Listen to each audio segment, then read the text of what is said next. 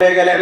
যাওয়ার সাথে সাথে সালাম কালাম দিলেন, বলেন কি ব্যাপার, কি নিয়ে এসেছো? বলে আল্লাহর নবী মুহাম্মদুর রাসূলুল্লাহ পাঠাইছে। বলে কিসের জন্য পাঠাইছে?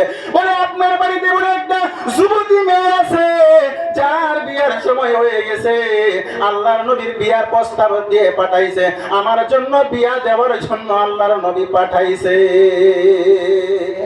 ওই সাহাবী মুশকি মুশকি আর হাসে আর বলে, মদিনা আমার মেয়েকে তুমি চিনো? আমার মেয়ে তো মদিনার মাঝখানে এক নম্বর সুন্দরী মাইয়া। আমার মেয়ের জন্য মদিনার থেকে কত ধনী ধনী, কত লিডার কত মালওয়ালা দৌলতওয়ালা বিয়ার প্রস্তাব নিয়ে আসতেছে, কিন্তু আমি বিয়া দেই না। তোমার মতন একটা সাধারণ মানুষের কাছে আমি কেমন করে বিয়া দিব? তুমি মজাক করতেছো, তুমি বানায়া কথা বলতেছো। বলে যাও যাও যাও, তোমার কাছে বিবাহ দেওয়া হবে না। এবার সাদ মনটা বেজার করে যখন চলে যাইতেছেন, মেয়েটা ওই দৃশ্যটা দেখলেন।